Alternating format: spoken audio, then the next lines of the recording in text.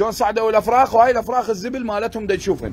مع احترامي لكل اخوتي واصدقائي اللي يبيعون الدرجه الاولى على صفحه، احكي عن الناس اللي تبيع طيور ما ملقحه وطيور مغشوشه. راح اشوفكم هاي فد 800 فرخه باقيات بس هذني. تفرجوا هذا اللي يشتري ب 35 ب 40 باعوها.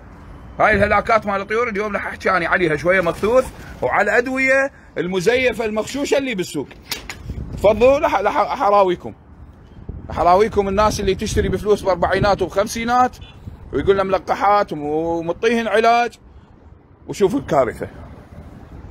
هاي هسه طبعا شبروها وباعوا هناك. نفتح لي الباب.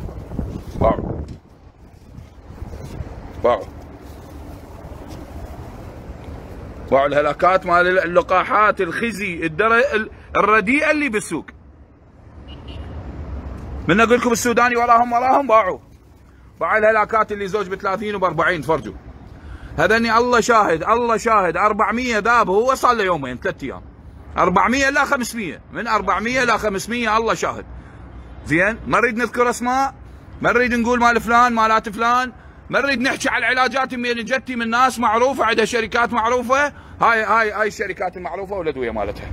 باعوا الكوارث 500 شامر بيومين، 500 شامر بيومين. الله شاهد والرسول محمد وداعي الجهالي.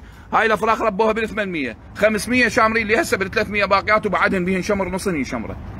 زين احذروا من اللقاح المغشوش اللي بالسوق اللي دا يضحكون عليكم ودا يبيعوا لكم اياه ودا تجون دا تضربوه سموم، والعلاجات اللي ما تعرفون بيها. شوفوا انا اليوم مخثوث طبعا، اعذروني اخوتي واصدقائي. العلاجات الخايسه اللي بالسوق الجايفه اللي تاجر بها العالم وصعدت صاروا مليارديريه، وراهم وموسى بن جعفر. هاي شوفوا الهلاكات مال الناس اللي تشتري ب30 وب40 خطيه. هاي الهلاكات اللي 500 يذب له 500 بيومين بثلاثه. هاي ملقحات، هذا لقاح. هذا الرجال معروف اللي بيشتري هاي الطيور، اخذ فراخ درجه اولى وملقحه. اخوتي واصدقائي هاكم باعوا. ماكو هيك شيء عمي ماكو هيك شيء، ماكو هيك هلاكات. باعوا شنو دواجن احنا عندنا يموت 2000 و3000. هاي هسه طلعت الشغله.